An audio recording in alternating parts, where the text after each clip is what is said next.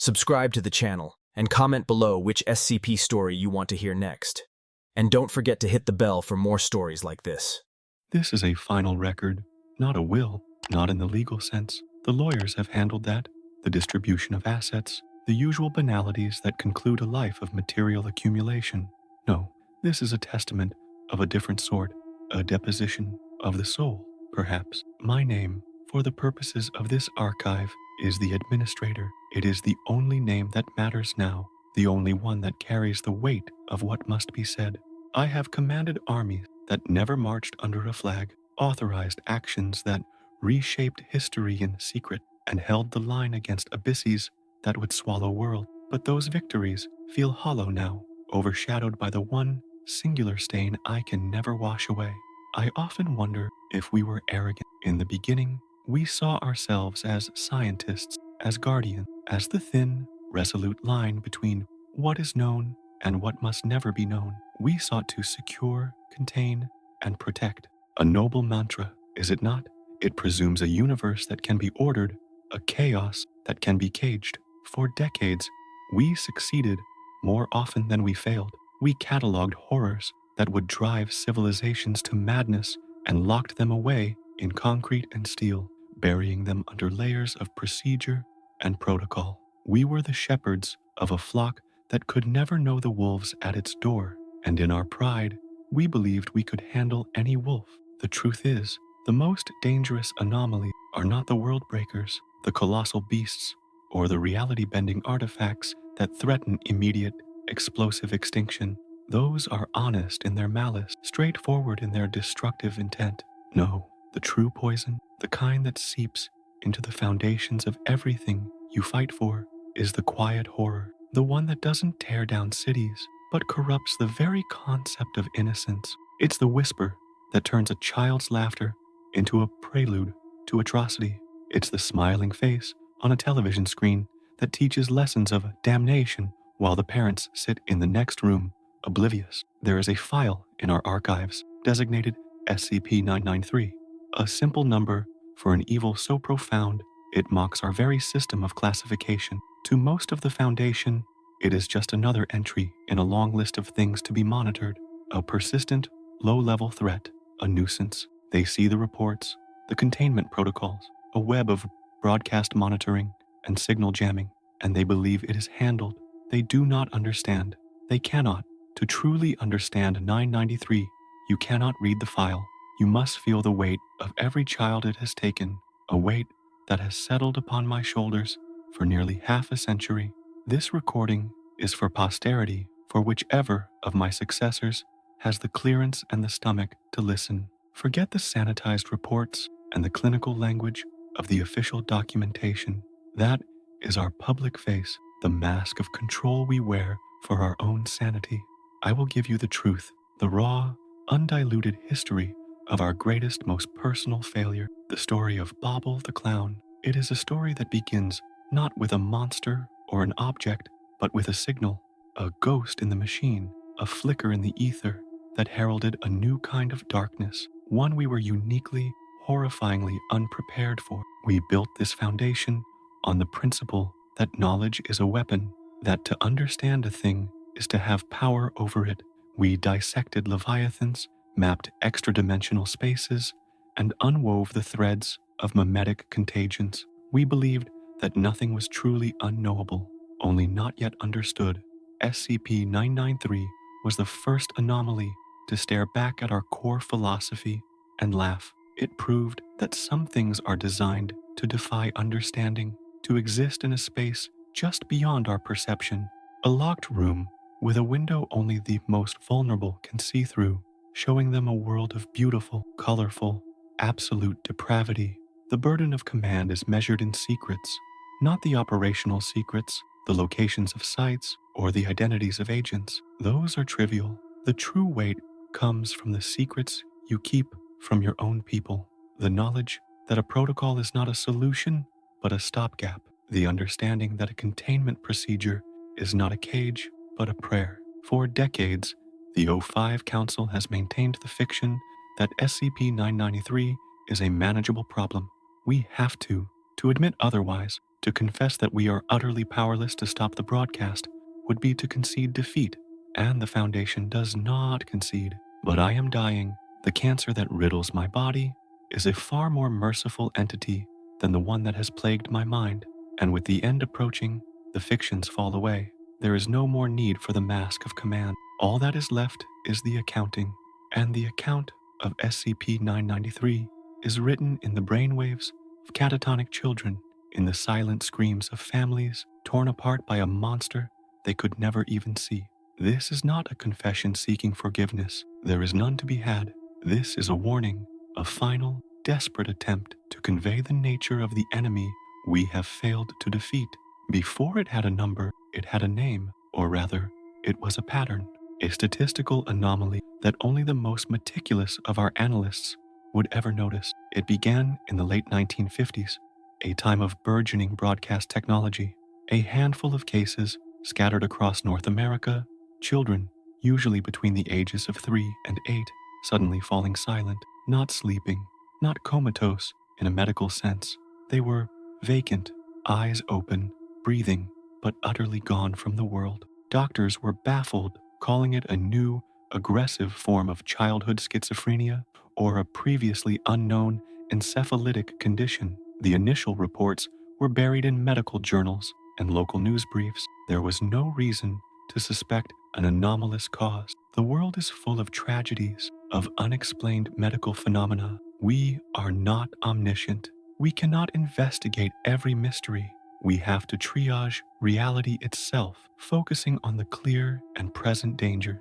These scattered cases of sudden onset catatonia were a footnote, a curiosity for neurologists. It took 2 years for the pattern to become visible, 2 years of the signal spreading its poison, unchecked and unseen. While we focused on louder, more ostentatious threats, it was analyst Harding, a quiet man in the demographics division, who first connected the dots. He wasn't looking for monsters. He was studying statistical correlations in pre-adolescent medical incidents. He found a spike, a tiny but undeniable one, in these catatonia cases. But the truly brilliant part of his work was cross-referencing the incidents with local utility records. In every single household where a child had been afflicted, there had been a report of television signal interference filed with the local provider within the 24 hours preceding the event. A ghost in the data. That was the first thread. We deployed a preliminary investigation team, MTF Gamma 5. Red herrings, though their task was far from misdirection. Their job was to follow up on these cold cases, to interview the families under the guise of a national health study. They carried the usual tools of the trade: amnestics, fabricated credentials, and a healthy dose of professional skepticism. They spoke to grieving parents, confused siblings, and frustrated doctors. They heard the same story over and over. A moment of strange static on the television, a weird, garish cartoon that nobody recognized, and then the silence, the emptiness in their child's eyes, the breakthrough, if you can call such a horrifying revelation a break, came from a 7-year-old girl in Ohio, the older sister of a victim. She had walked into the living room just as her little brother sat down to watch. She told our agents about the show, a clown named BOBBLE, bright colors, silly music. She only watched for a few seconds before her mother called her away. When she returned, her brother was staring blankly at a screen of hissing static. He never spoke again. She was the first person to give us a name, Bobble, a cheerful, innocent-sounding name for the architect of such misery. The next step was clear. We had to see it for ourselves. We had to capture this broadcast. A mobile containment outpost was established in a region with a high incidence rate, a suburban sprawl in California. We equipped it with every signal interception and recording device known to man: high-frequency scanners, spectrum analyzers, analog and digital recorders. We were ready to catch this ghost. A D-class personnel, a young mother who had lost her parental rights, was brought in with her 5-year-old son. We told her it was a developmental study, a lie, one of thousands. But this one felt different. It felt unclean. The waiting was unbearable. Days of monitoring, of watching the child play in the observation room while our technicians stared at screens displaying nothing but background radiation. Then it happened. A spike on the spectrum analyzer, a non-standard frequency appearing from nowhere. The technicians scrambled, recorders activated, antennas locked. On our monitors, we saw exactly what the families had described: a perfect, impenetrable wall of black and white static. The audio was a low, humming hiss. Nothing. It was nothing. But inside the observation room, the child was laughing. He was pointing at his television screen, utterly captivated. He was watching Bobble the Clown, and we, the guardians of reality, the men with technology that could peer into other dimensions, could see nothing. We listened on the room's microphone as the boy described what he saw. He talked about Bobble and his friend, Petey the Pirate. He described, with childlike glee, how Bobble was teaching Petey how to make a surprise for the mailman with a big rock and a piece of string. He laughed at the clown's funny voice and the silly way Petey kept messing it up. We listened for 11 minutes, our blood turning to ice, until the boy's descriptions trailed off into mumbles and then into silence. The broadcast ended. The anomalous signal vanished. On our monitors, the static was replaced by the local news. But in the observation room, the child was still, just like all the others, eyes wide, unblinking, fixed on a screen that now showed a weather report. His laughter was gone. Everything was gone. We had our proof. We had our recording of 11 minutes of useless, hissing static, and we had another small mind utterly and irrevocably destroyed. That was our first direct encounter with SCP-993, a failure, a horrifying, impotent failure, the first of many. The initial report landed on my desk and on the desks of the entire O5 Council. It caused a firestorm. The implications were staggering. An anomaly that was selectively imperceptible, a cognitohazard that used children as its vector and its victims, turning them into living, breathing, but empty shells. The very concept was an affront. It wasn't just a monster we could shoot or a curse we could break with a counter ritual. It was a fundamental breakdown in the shared reality we were sworn to protect. It created a secret world accessible only to the innocent, and then used that access to annihilate them. The debate in the council chamber was one of the most contentious I have ever witnessed. 057, a former physicist, argued it was an information-based entity embedding its data in a carrier wave that only developing neural structures could decode.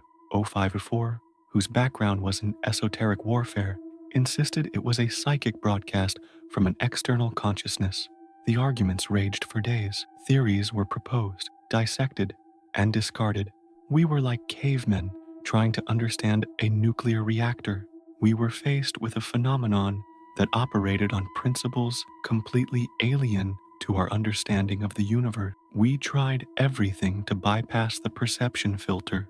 We exposed high-fidelity recordings of the static to our most sensitive analytical engines, searching for embedded patterns, for encrypted data. Nothing. We tasked a team of our sanctioned psychic agents, the ones we call oracles, to observe a broadcast. The result was catastrophic. One agent suffered a fatal cerebral hemorrhage. The other began screaming in a language no one could identify and had to be permanently sedated. They saw something, but whatever it was not meant for a developed consciousness. It broke them instantly. The most damning experiments involved D-class children. We had to know what the show was teaching. We had to have a transcript under immense ethical protest from the ethics committee, protest which I overruled, a decision that haunts me to this day. We exposed several child subjects to the broadcast. We had them narrate what they were seeing for as long as they were able. The transcripts are sealed in the deepest level of our archives. They are the most obscene documents I have ever read.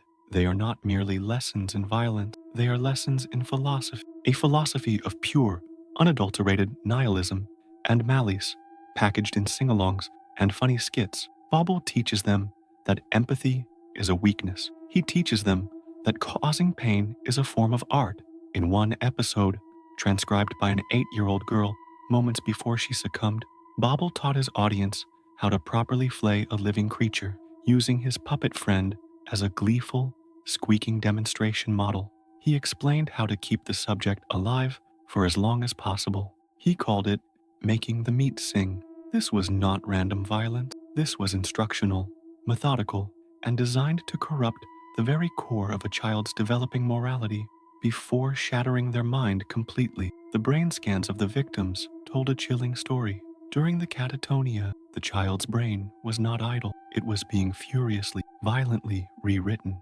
Neural pathways were being destroyed and reformed into new, alien configuration. It was as if the mind was a hard drive being reformatted with a new, incomprehensible operating system. We never found out what that new system was for. No child has ever woken up. They remain in that state until their bodies eventually fail. Sometimes years later, they are shells repurposed by an invisible artist for an unknown gallery. The question of classification became a battleground. Was it safe? Clearly not. It was active and harmful. Was it Euclid? It seemed to follow a pattern, but its appearance was unpredictable, and we could not contain the source.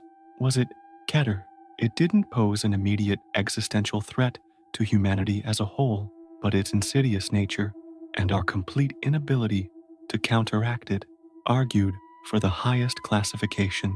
052 argued passionately that our inability to perceive it made it a Keter class threat by default. How can you contain something that, to you, does not exist? Ultimately, we settled on Euclid. It was a compromise, a political decision as much as a scientific one. To declare it Keter would be to admit utter defeat, to allocate a level of resources to it that would have crippled other essential containment projects.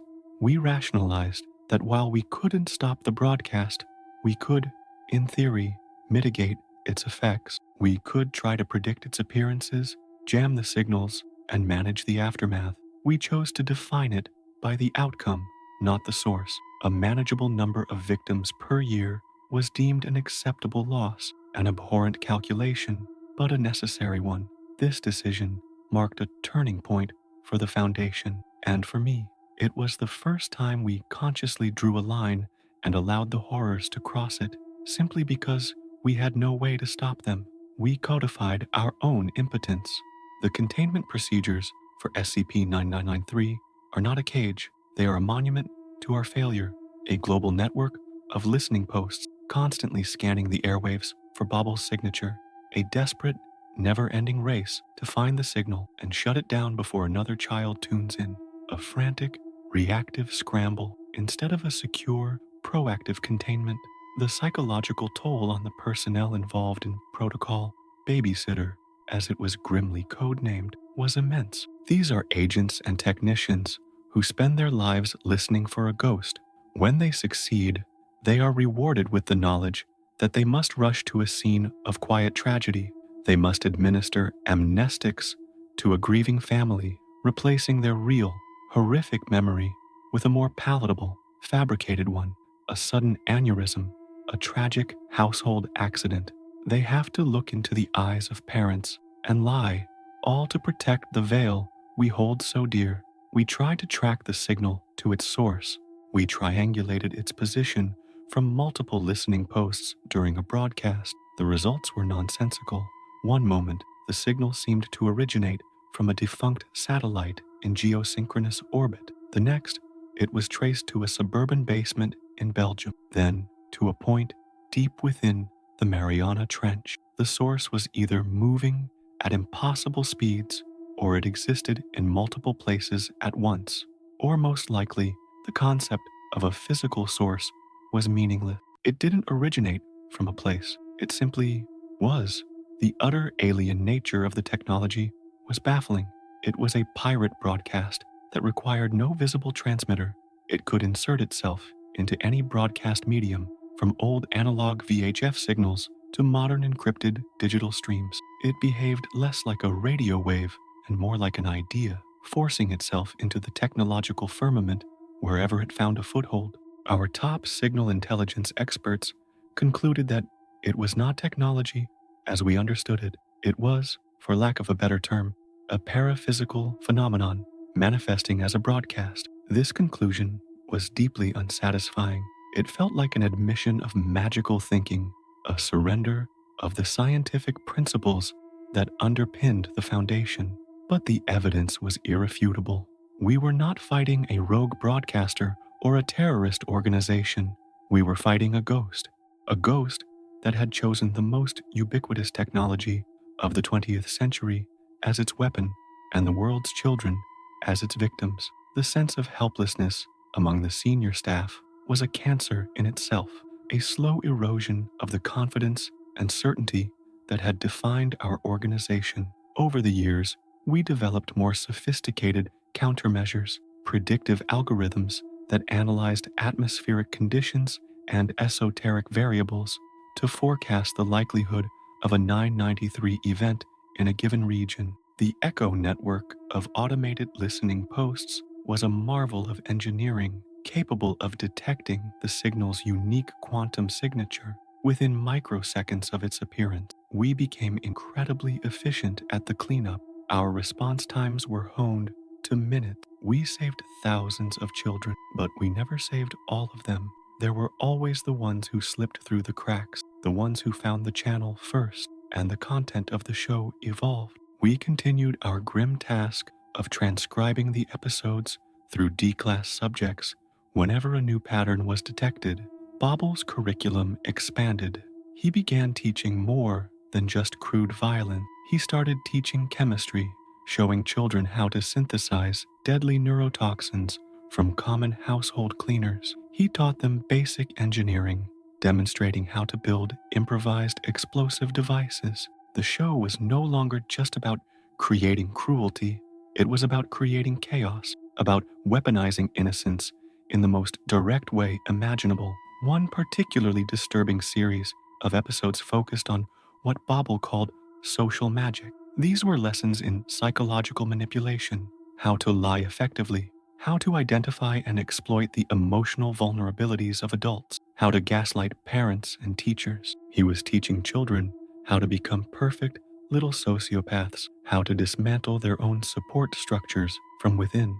The broadcast was becoming more ambitious, its goals more terrifyingly complex. It wasn't just killing minds, it was trying to build something in their place. The deeper we delved, the more we realized that SCP-993 was not a static phenomenon. It was learning. It seemed to react to our attempts to block it. After we implemented the first generation of signal jammers, the broadcast frequency began to shift, becoming more agile and harder to pin down. It started using more complex, encrypted signals that were harder to distinguish from background noise. It was adapting to our strategies. We were in an arms race with a television show, and it was consistently one step ahead of us. This led to the horrifying hypothesis that SCP-993 was, in some sense, intelligent, a sentient broadcast. This was a concept so far outside our established understanding of consciousness that it was almost dismissed as fantasy, but the evidence was mounting. The adaptive nature of the signal, the increasing complexity of its content, the way it seemed to target regions where our monitoring was weakest. It was hunting. It was actively seeking out an audience, and it was actively evading us. The clown on the screen was more than a character. It was the face of a predatory intelligence. The moral decay associated with the project was significant. How many D-class children did we sacrifice to gain this knowledge? The official number is 37. The true number is higher. Each one was a choice I had to approve. Each transcript, purchased at the cost of a young mind, was placed on my desk. I read them all. I forced myself to. I needed to understand the enemy. I told myself it was a necessary price, that their sacrifice would help us protect millions. But at night, in the quiet darkness of my quarters, I knew I was just a man signing death warrants for children. The weight of those decisions is immeasurable. It changes you. It scours away parts of your soul until you are left with a cold, hard calculus of loss. You begin to see the world not in terms of people, but in terms of acceptable casualties. You justify the horror of the means by the nobility of the end. But the end never came. We never found a way to stop Bobble. We only became better at sweeping up his messes. The nobility of our goal became a tarnished shield, barely deflecting the constant, agonizing truth of our failure. The Bobble file is a living document, constantly updated with new incident reports, new victim numbers, new failed containment theories. It is the longest running, most consistently active file for any Euclid class anomaly in the Foundation's history. It represents a wound that has never closed, a persistent infection in the system. New researchers assigned to it are often optimistic, proposing new theories, new technologies. They learn, as we all did, the bitter taste of futility when faced with 993. It breaks them, or it hardens them into cynics. There is a section of the containment protocol that is known only to the O5 Council. It is designated Protocol Chimera. It is our one, desperate, offensive plan. It is not a technological solution, but a mimetic one. We have spent decades, with the help of some of the most dangerous mimeticists in our employ, crafting a counter meme, a conceptual virus designed to be piggybacked onto our own global broadcast. If activated, it would render the human brain incapable of perceiving or processing the specific combination of colors, shapes, and sounds that constitute SCP-993. Activating protocol. Chimera would be an act of profound desperation. The potential side effects are terrifying. The mimetic agent is not precise. It could lead to widespread neurological disorders, a global epidemic of specific color blindness, or a mass aversion to art and animation. In the worst case scenarios, it could cascade through the collective human unconsciousness, causing irreparable damage to our species' capacity for imagination. It would be like curing a disease by cutting off the patient's head, a victory that is indistinguishable from annihilation. For now, it remains a loaded gun we pray we never have to fire. The final classification of Euclid felt like a betrayal of the truth. I cast the deciding vote myself. I looked at the faces of my fellow council members, some relieved, some disgusted, and I signed the order. We were officially labeling a sentient, adaptive, and utterly malicious entity that preys on children as a mid-level threat. We did it to preserve order within our own house, to prevent the kind of systemic panic that a K-Tier designation would unleash. We chose to lie to ourselves, to codify that lie in our most sacred documents, and to live with the consequences. That lie has cost us dearly in ways that will never appear in any budget report. We sanitized the official SCP-993 file, of course. We had to. The full, unredacted transcripts of the broadcasts are accessible only by O5 command. The average Level 4 researcher assigned to the case sees only summaries, clinical descriptions of the show's themes. We cannot allow the raw data to circulate. The pure, philosophical venom of Bobble's teachings is a cognitohazard in its own right. We learned that the hard way when a promising young researcher, Dr. Anya Sharma, went through the transcripts without proper mimetic inoculation. We found her in her office attempting to follow a recipe from the clown using her own hands. I keep a photograph in a locked drawer of my desk. It's not of my family, put them aside long ago. It's the family of one of the first victims from the California cluster. A smiling mother and father, a bright-eyed little boy on a tricycle. His name was Daniel. I look at it whenever I review the 993 budget. I look at it to remind myself that the numbers in a quarterly report, the acceptable annual figures, all have a face. It is a self-inflicted penance, a way to keep the horror from becoming an abstraction. It is the face of Daniel that I see when I approve every desperate, costly new containment initiative. With research having reached a dead end, we were forced to pivot.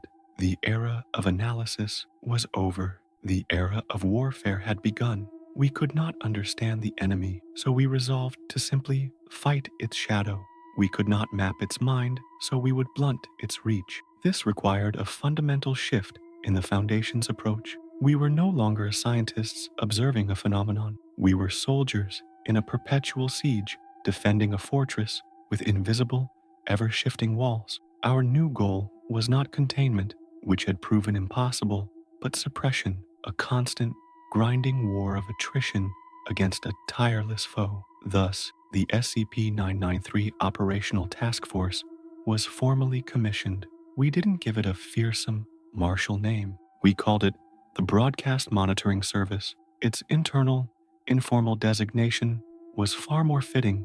The babysitters. We built a psychological profile for recruits that was borderline paradoxical. We needed individuals with the analytical rigor of a scientist, the operational detachment of a soldier, and the empathy of a social worker, which they were required to suppress at all times. They were to be our frontline, the anonymous heroes fighting a battle no one would ever know they were winning, or more often, losing. Our first grand strategy was one of brute force.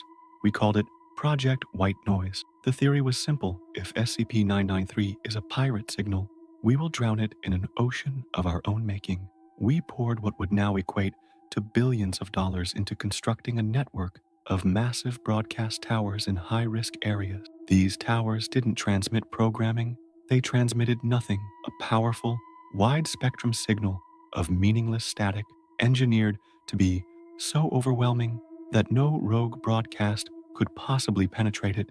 We were building a wall of sound to protect the innocent. It was a magnificent failure. The sheer scale of the undertaking was our undoing. We could build a shield over a city, but 993 would simply manifest in the suburbs. We could cover a state, and it would appear in the next. The Earth's surface is vast, and our resources were finite. Bobble the Clown seemed to take a perverse pleasure in exposing our limitations, materializing for a single, devastating broadcast in a tiny village in the Swiss Alps or a remote fishing community in Japan, miles from our nearest white noise tower. It was like trying to catch smoke with a net.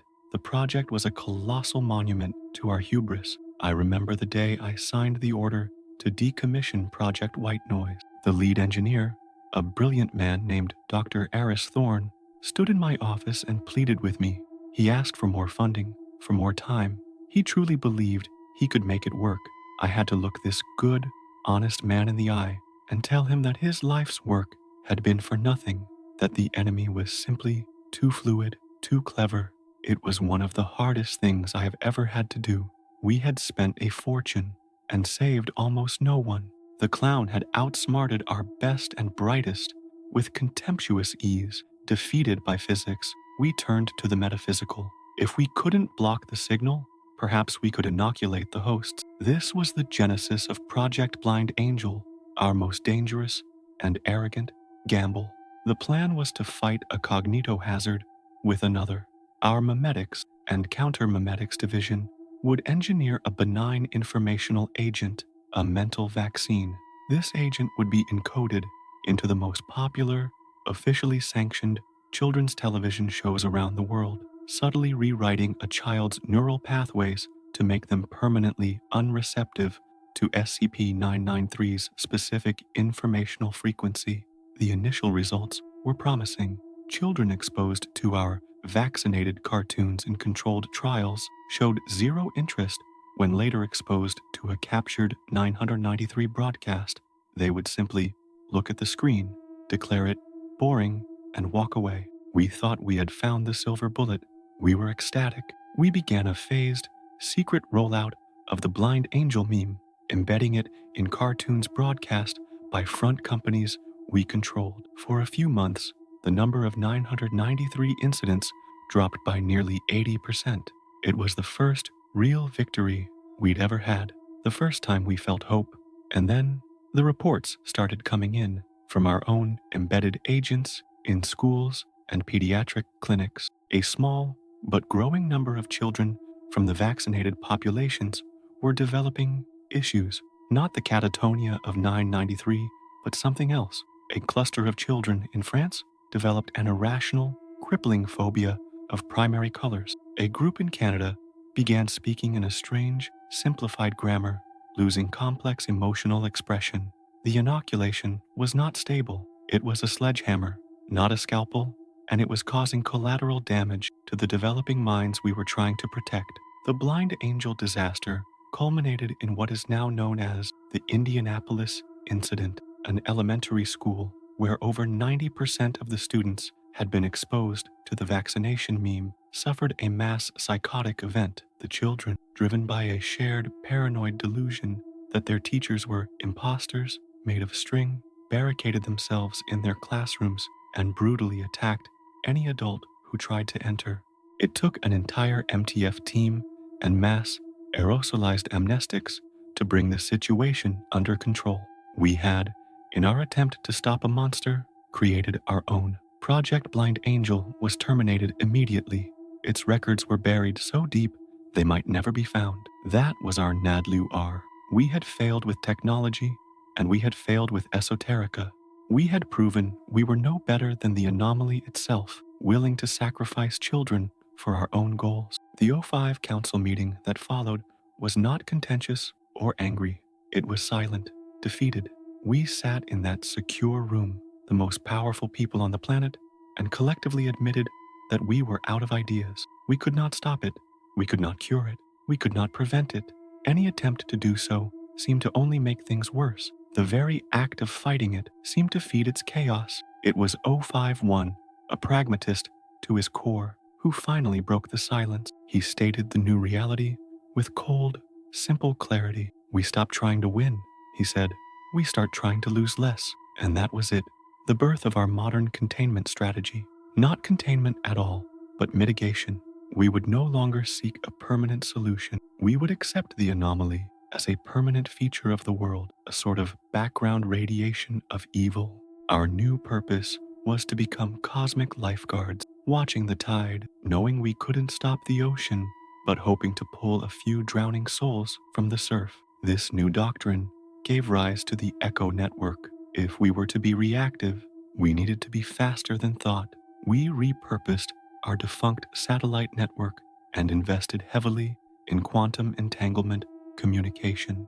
We built hundreds of small, automated listening posts disguised as cell towers, weather stations, or electrical substations, each one constantly scanning every known broadcast frequency, their AI programmed with only one task: to listen for the specific, paradoxical, quantum signature of a signal that both existed and did not exist. The signature of BOBBLE. When a post detects the signal, it doesn't wait for human confirmation. It acts. Within milliseconds, two things happen. First, the echo post transmits an instantaneous jamming signal on the exact frequency, localized to a 5-mile radius, designed to overpower the broadcast and replace it with static. Second, a quantum entangled message is sent to the nearest regional command center, providing the exact location of the broadcast's reception. The entire process, from detection to alert, takes less than a second. It is a technological miracle born of utter desperation. Then the human element kicks in. The nearest MTF unit, the babysitters, is scrambled. Their response time is mandated to be under 10 minutes. They travel in unmarked vehicles, dressed as paramedics, utility workers, or whatever the local situation requires. They are not a combat unit. Their tools are amnestics, hypodermic needles, and portable signal tracers to confirm the extent of the broadcast's reach. They are the Foundation's most efficient and heartbreaking cleanup crew, arriving at the scene of a crime that has no perpetrator and no physical evidence. The team's first priority is to identify the victim or victims. They sweep the area, looking for the telltale sign: a child sitting before a television, lost to the world. Once located, the child is sedated, and a cover story is prepared for the family. A sudden, tragic, but entirely non-anomalous medical event. A seizure, a stroke, a previously undiagnosed congenital condition. The lies must be perfect, delivered with compassion and authority by agents trained to mimic doctors and emergency personnel.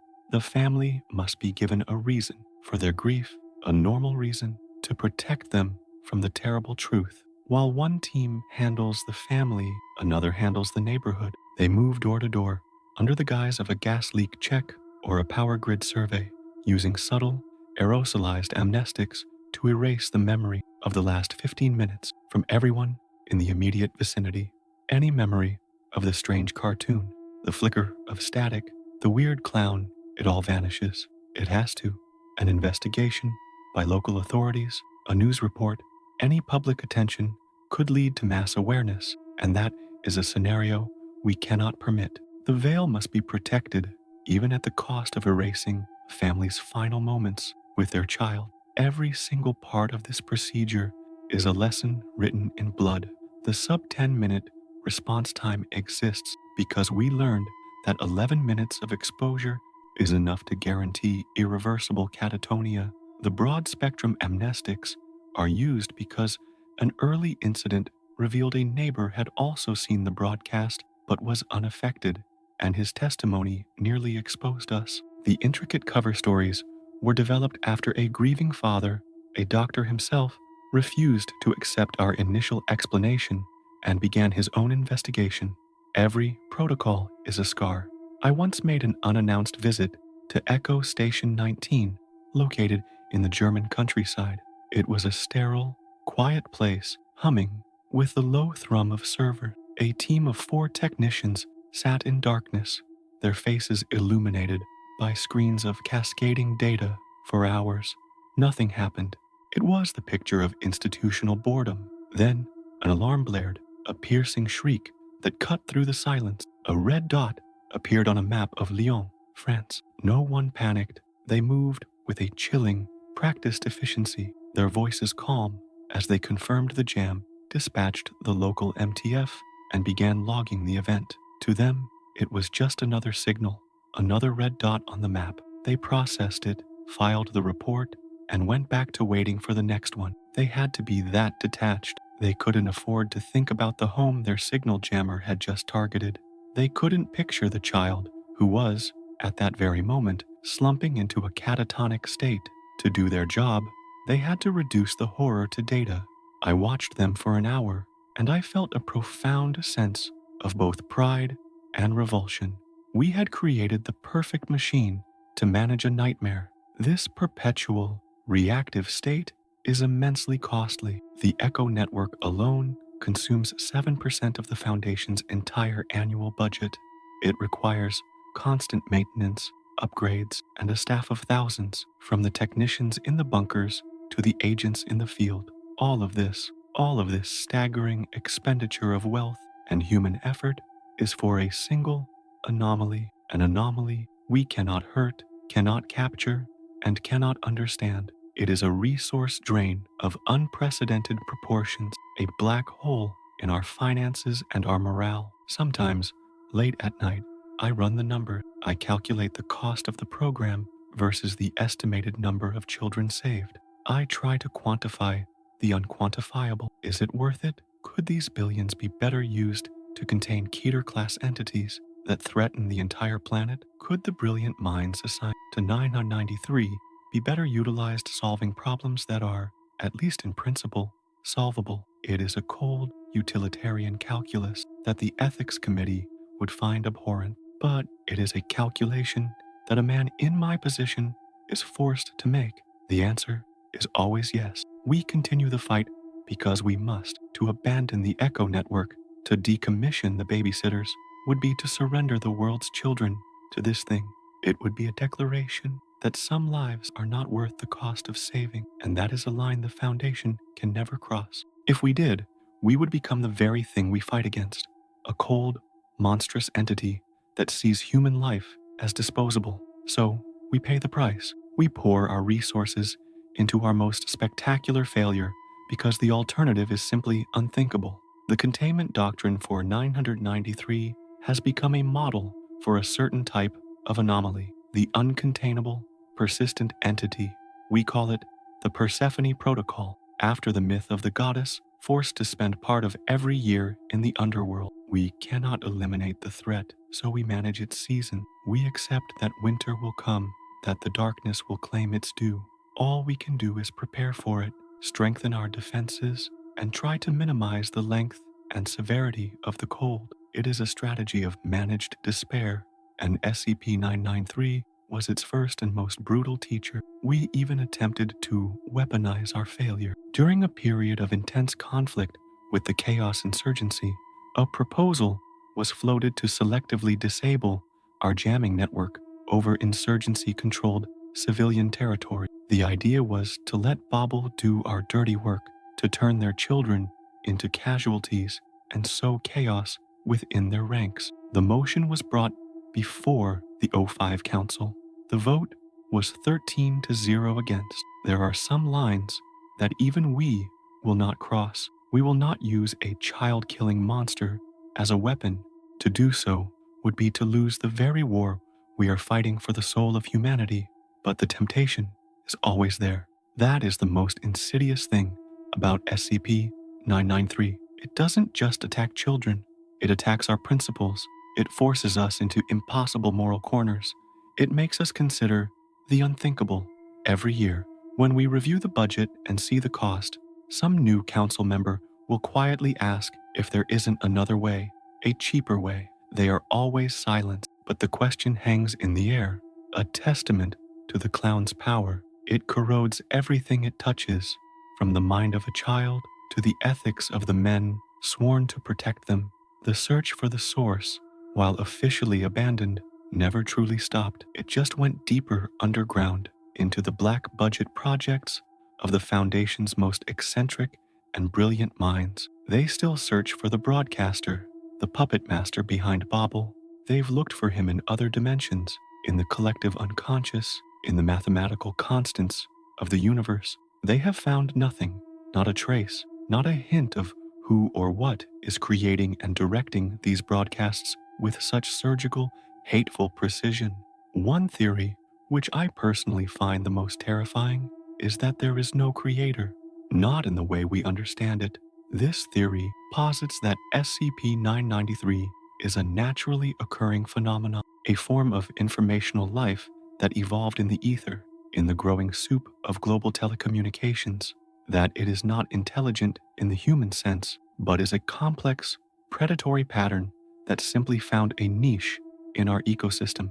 Like a cosmic cuckoo, it lays its eggs in our nests, and its young consume the minds of our offspring.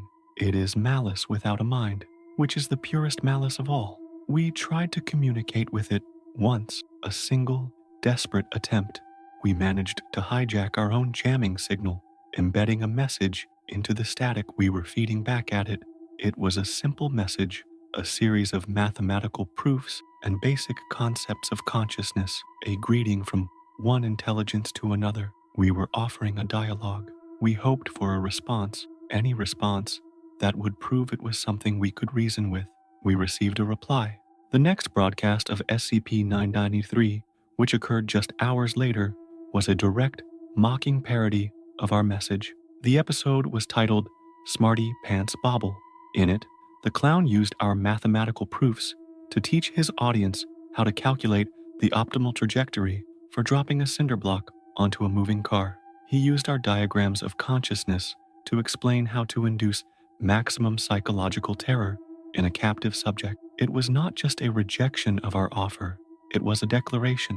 It was telling us that it heard us, it understood us, and it held us in utter, absolute contempt. We never tried to communicate again.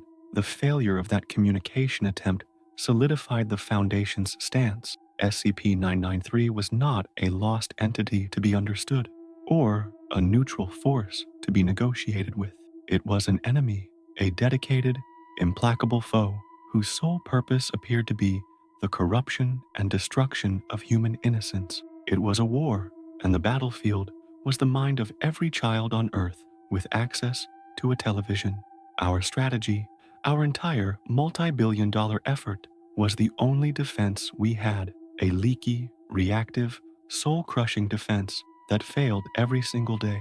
Over the decades, we have collected fragments, whispers, tiny pieces of the puzzle that only make the picture more horrifying. From the ramblings of the broken psychic agent, we got a single word, repeated over and over, Jester. From a momentary glitch in a recording that allowed a single, clear frame of the broadcast to be seen by an adult researcher, we got an image, the clown, BOBBLE, waving but in the reflection of his oversized shoe. For a fraction of a second was the face of a weeping child. These fragments tell us nothing and everything. We have explored every possibility. Is it the creation of another anomalous entity? We've cross-referenced its appearances with the known activities of every reality bender and hostile deity in our custody or on our watch list. No correlation. Is it a weapon from an enemy organization? The technology is far beyond anything the Chaos Insurgency or the Global Occult Coalition have ever demonstrated. Its origins remain a perfect, infuriating blank. It is a monster that came from nowhere and is going everywhere. My own personal theory is one I have never shared with the Council. I believe SCP-993 is a kind of cosmic immune response. I believe that humanity, in its journey towards global consciousness, in creating a planetary network of interconnected minds through technology, has become a threat to some older, darker power, and BOBBLE is the antibody it has sent to attack us at our most vulnerable point, our children. It is not trying to destroy us, it is trying to lobotomize us, to prune our species' potential before we can ever become a true threat. It is pest control on a civilizational scale. This belief offers me no comfort. It only deepens the despair. If we are fighting not a lone entity, but the defensive mechanism of some vast, unknowable consciousness, then we cannot win. We can never win. We are like bacteria fighting against penicillin. Our struggle is doomed from the start. All our efforts, all our sacrifices, the entire echo network, it is nothing more than a temporary, futile gesture of defiance against the inevitable, a final, collective scream into the uncaring void before the darkness consumes us. But we do it anyway. The Foundation continues the fight. The technicians watch their screens, and the babysitters answer their calls. We continue to spend the money, and we continue to lie to the family. We do this because the alternative is to lay down and die. It is the fundamental paradox of our mission.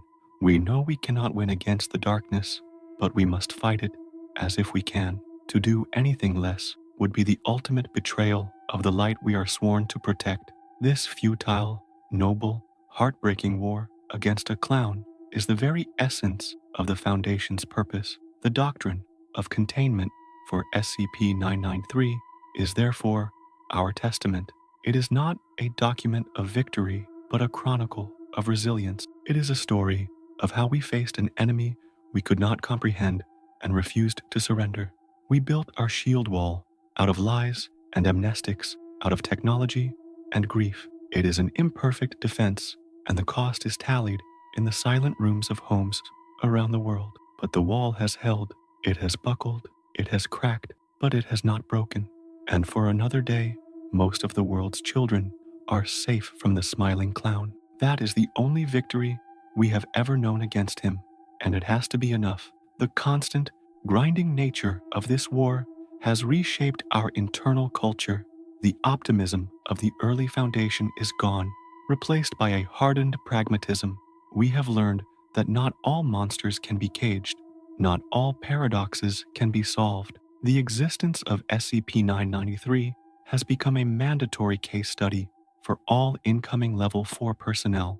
It teaches them the hard lesson that some situations do not have a good outcome. It teaches them the necessity of choosing the least catastrophic failure among a sea of terrible options. It teaches them the philosophy of the lesser evil, which is the cornerstone upon which my entire career has been built. We have had breaches, of course, not of the anomaly itself, but of the knowledge surrounding it. In 1982, a junior researcher on the babysitter team, a man named Peters, had a breakdown. He smuggled a copy of an unredacted transcript out of his facility. He was convinced the world had to know. He contacted a journalist. We, of course, were monitoring the journalist. We intercepted them both before the meeting could take place. The containment of information had to be as absolute as the failed containment of the signal. Peters and the journalist were taken to Site 21. Neither was ever heard from again. That incident forced us to tighten our own security to draconian level. The truth of SCP-993 is now considered a cognitohazardous piece of information in itself. To know the full story, to know how truly powerless we are, is to risk a crisis of faith in the Foundation's entire mission. It breeds despair, and despair is a vulnerability we cannot afford. So, we compartmentalize, we redact, we lie, we protect our own staff from the truth for the same reason we protect the public. Some knowledge is a poison for which there is no antidote. This constant exposure to a thing that specifically targets the innocent has forced us to ask dark questions. What is innocence? Is it a virtue to be protected, or is it merely a state of ignorance, a vulnerability waiting to be exploited? SCP-993 operates on the assumption that it is the latter. It treats a child's mind not as something sacred, but as a blank slate, an unlocked door through which it can walk without resistance. It has made me, and others in the Council, look at the world with a cynic's eye. We protect their innocence, but we have come to see it as a liability. And this leads to the most important, most terrifying question of all. What is the endgame? We have moved past the idea that this is random, mindless malice. The intelligence, the adaptation, the sheer purposefulness of the broadcasts points to a goal. The catatonia is not the final step. Destruction is rarely so inefficient. You do not meticulously re-engineer a machine just to leave it turned off. No, the children are not being broken. They are being repurposed. The silence is not an ending. It is a period of gestation. I call it the chrysalis hypothesis. We believe the minds of the 993 victims are being fundamentally rebuilt into something else. The neural pathways we see forming on their brain scans are not random scar tissue. They are structured, complex, and eerily similar from one victim to the next. They are being woven into a new kind of consciousness, or perhaps a receiver for a single, unified consciousness. Each child is a cocoon, and we have no idea what kind of terrible butterfly is waiting to emerge. This hypothesis is the basis for our most extreme emergency protocols. This gives rise to Scenario K-993, codenamed Waking Dream. This scenario posits a trigger event, a specific, unknown signal that could be broadcast by 993 or from some other source. This trigger would cause every victim of SCP-993 worldwide to awaken simultaneously. They would not awaken as the children they were. They would be a network of biological terminal, a distributed intelligence acting in perfect concert, thousands of them scattered across the globe, in homes, in hospitals, perfectly positioned to subvert society from within. They would be our children, our patients, our little brothers and sisters, and they would be our doom. Should the initial markers of a waking dream scenario ever be confirmed, a sudden, synchronized pattern of high-frequency activity across the brains of all monitored 993 victims, the Foundation is to immediately activate Protocol Silent Night. There will be no O5 vote. The authorization is pre-signed, locked in a dead man's switch that I myself designed. Silent Night is the final solution.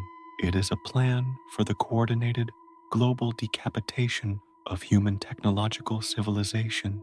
It is a murder-suicide on a planetary scale, and it is our only hope of stopping the network from functioning. Protocol Silent Night would utilize our network of orbital kinetic strike platforms, originally designed for Keter-class entity containment, to target and destroy every major electrical power station and satellite communications hub on Earth. Simultaneously, MTF teams would deploy localized EMP devices to fry regional infrastructure. Within the space of 1 hour, we would effectively thrust humanity back into the 19th century. No electricity, no internet, no television, no radio. A desperate, brutal amputation of the nervous system of our world to stop the cancer from spreading. The cost of Silent Night would be billions of lives. The collapse of society, of agriculture, of medicine would be almost instantaneous. Famine, disease, and war would follow. It would be an apocalypse of our own making. But we have run the simulations. A world in a new dark age has a chance of survival, a chance to rebuild. A world controlled by the waking dream has none. It is a terrible, monstrous choice, but it is a choice. We would be destroying the world to save it, the ultimate, terrible expression of the Foundation's mission. There is another, slightly less apocalyptic option to be used only if we believe we have more time. Protocol Sandman. This is the soft option. Though its horror is merely of a different flavor, it is the mass release of the refined, weaponized version of the Blind Angel meme. This version doesn't confer immunity. It erases a concept. Upon activation, it would propagate through all media, erasing the archetype of the clown, the jester, the fool from the collective human consciousness. No one would be able to perceive Bobble because the very mental category for his existence would be gone. The consequences of Protocol Sandman are unknown but predicted to be devastating in their own way. What happens to a species when you surgically remove a core archetype from its psyche? What happens to the concepts of humor, irony, and subversive comedy? It could lead to a global dampening of creativity, a flattening of emotional affect, a cultural ice age. We would be a less human species, but we might be a safer one. It is a choice between a quick death and a slow spiritual lobotomy. Both protocols are ready. Both are waiting for the day the clown finally stops smiling and decides to show us his true face. The triggers are watched for by an AI construct, Argus, that does nothing but correlate data from the Echo network and the medical telemetry from the thousands of 993 victims we maintain in Foundation facilities worldwide. Argus watches for the symphony to begin. It watches for the moment the dissonant noise of their brainwaves resolves into a single, terrifying chord. I pray every day that the alarm never sounds. I pray, but I do not hope. Hope is a luxury I discarded decades ago on the day I first read the file, because there is one more secret to this story, one final piece of the puzzle that is not in any file, that has never been spoken aloud in any O5 meeting. It is the secret that has fueled my work, my obsession, my entire life for the past 50 years. It is the reason I overruled the ethics committee, the reason I poured billions into failed projects, the reason I am willing to authorize an apocalypse. It is the core of my testament, the final weight upon my soul before I am released into silence. The first documented case, the one that started it all, was not in California in the late 1950s. That is a fabrication, a lie I inserted into the record myself in the early days to create distance. The true Patient Zero was recorded 3 years earlier in a quiet suburb of Washington, D.C. A single case, a boy of 6 who fell silent while watching television one Saturday morning, a boy whose father was a rising star in a new, clandestine government organization, an organization that would one day be known as the SCP Foundation. That boy was my son, Thomas. I was at the office that day, of course. Always at the office. My wife called me, frantic. He wouldn't respond. The doctors had no answers. I watched my own child, my beautiful, laughing boy, become one of them, a hollow shell. I held his hand as his mind was scoured away by a smiling clown I could not see. I was there at the very beginning. I did not find this anomaly. It found me. It came into my home, and it took my son as its first victim. My entire war against SCP-993 has been a 50-year quest for a vengeance I can never have. This entire recording, this testament, is my final act of that vengeance. The cadence of my voice, the specific pauses, the rhythm of my breathing, they are not random. I have worked with our top memeticists for the last decade. My words are woven into a carrier wave, a complex memetic sequence based on the final, frantic, neural signals recorded from my son's brain. It is a lure, an informational poison pill. It is designed to be irresistible to the intelligence behind 993. If it ever breaches our servers, if it ever listens to this log, it will hear the ghost of its first victim calling it home, a trap at the heart of my legacy. To my successor, I say this: do not destroy this recording, preserve it. Let it become a honeypot in our deepest archive. It is my last gift to the Foundation, a final, desperate weapon forged from a father's grief. Perhaps it will do nothing.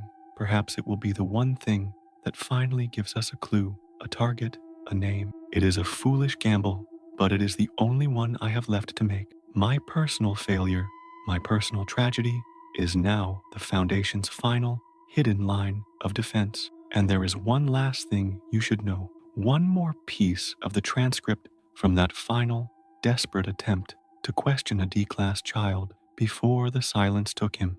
We had the presence of mind to ask one final question as the light was fading from his eyes, as the vacant smile of the clown's audience spread across his face. The researcher leaned in close and asked, "Who is Bobble the Clown?" The child looked at him, and with the last flicker of his own consciousness, he answered our question with a single, joyful, horrifying word.